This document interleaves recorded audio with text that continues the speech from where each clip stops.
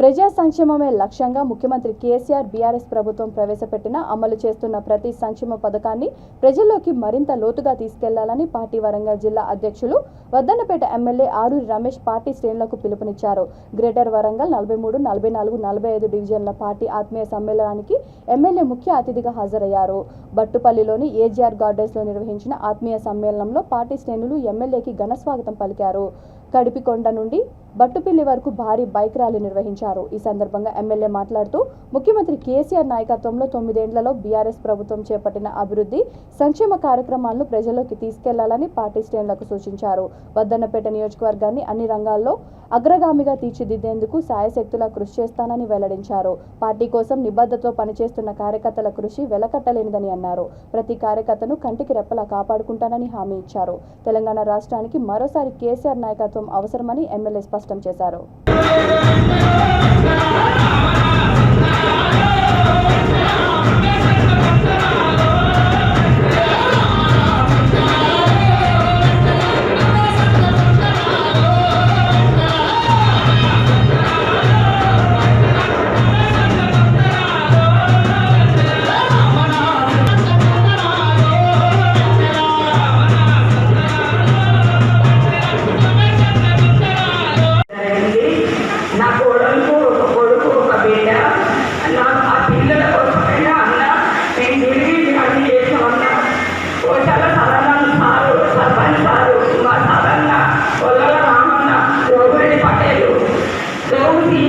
వీళ్ళందరూ కష్టపడి మా కోసం మా కుటుంబం సభ్యులు లేక మమ్మల్ని అన్ని పిచ్చిళ్ళు నా కొడుకు ఒక జాబ్ ఇయ్యింది. మీకు నా పెద్ద కొడుకుతో సమానం నా కొడుకు లేదు.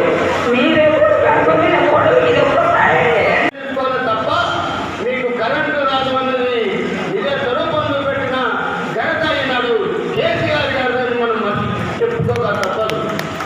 అంతేకాదు ఎన్నో రెడ్డి రాష్ట్ర కాలం నుంచి మన తెలంగాణలో దొరికికట్టు చెరువు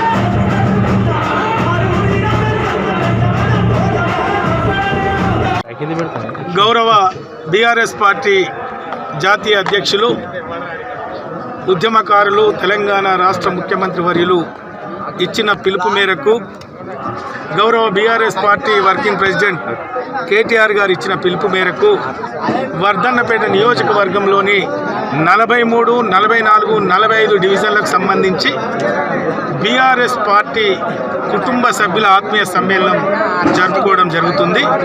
మరి సంతోషంగా ఆనందంగా మరి లబ్ధిదారులు కావచ్చు, బీఆర్ఎస్ పార్టీ అభిమానులు కావచ్చు, కార్మికులు కావచ్చు, కర్షకులు కావచ్చు, క్రియాశీల కార్యకర్తలు కావచ్చు, ఉద్యమకారులు కావచ్చు, మరి వివిధ కులాల పెద్దలు బీఆర్ఎస్ పార్టీ అభిమానులు కావచ్చు పెద్ద ఎత్తున రావడం, డప్పు చప్పులతో, డోళ్లతో, కోలాటాలతో ఘన స్వాగతం పలికి మరి వచ్చిన అతిథులను తీసుకొని బ్రహ్మాండంగా ఆత్మీయ సమ్మేళనం జరుగుతున్న పరిస్థితి మీరు చూస్తున్నారు.